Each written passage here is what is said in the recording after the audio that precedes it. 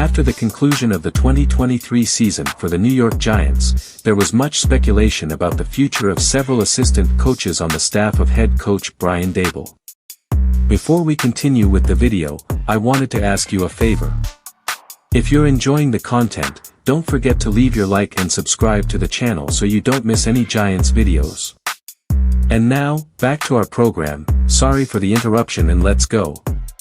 The Giants parted ways with coordinators Wink Martindale and Thomas McGahee, but the status of offensive coordinator Mike Kafka remained unknown. Reports had surfaced about the second-year offensive coordinator's future with the team and his relationship with Brian Daboll. The Giants' offense struggled in year 2 under Kafka, finishing 29th in total yards per game, 31st in passing yards per game, and averaged just 15 points per game, third worst in the league after averaging 21.5 points the previous season. While the Giants had no intentions to move on from Kafka, the 36-year-old assistant coach would go on to interview for the vacant head coaching positions of the Seattle Seahawks and Tennessee Titans. Ultimately, the end result is that Kafka will return for a third season as offensive coordinator and was even elevated to assistant head coach. New York Post NFL reporter Ryan Dunleavy recently discussed the situation between Daboll and Kafka on Talkin Giants.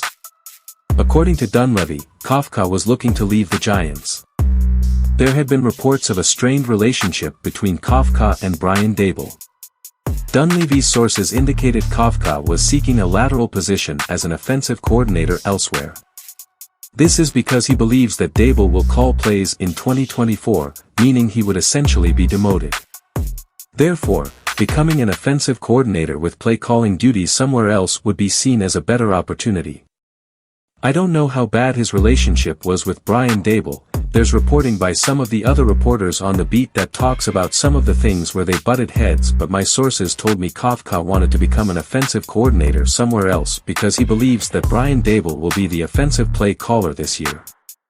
While Kafka was given the title of assistant head coach to go along with returning as the offensive coordinator, Dunleavy believes that the reason Daboll will take over play calling could be the pressure that will be faced for the 2024 season. My sources told me Daboll called plays during the second half of that Arizona game, and I do know Brian Daboll is the kind of guy who, when he is on the hot seat as he will be this season, is not the kind of guy to go down without it being in his total control. He's the kind of guy who will do everything he can. He's going to take power into his own hands. He's not going to go down with Mike Kafka calling the plays. He will go with my strength, which is my play calling, if I get fired because I didn't do my job, not because my lieutenants didn't do their job. Regardless of the outcomes and how everything was settled in the past month, the pressure is on Daboll and company this year to try and steer the organization back in the right direction after a disappointing 2023 campaign. We've reached the end of this thrilling journey together. I hope you've enjoyed it as much as we have creating this content for you. Our channel thrives on the incredible support from each and every one of you, and for that, we want to express our gratitude for watching, commenting, and engaging with us. Without you, none of this would be possible.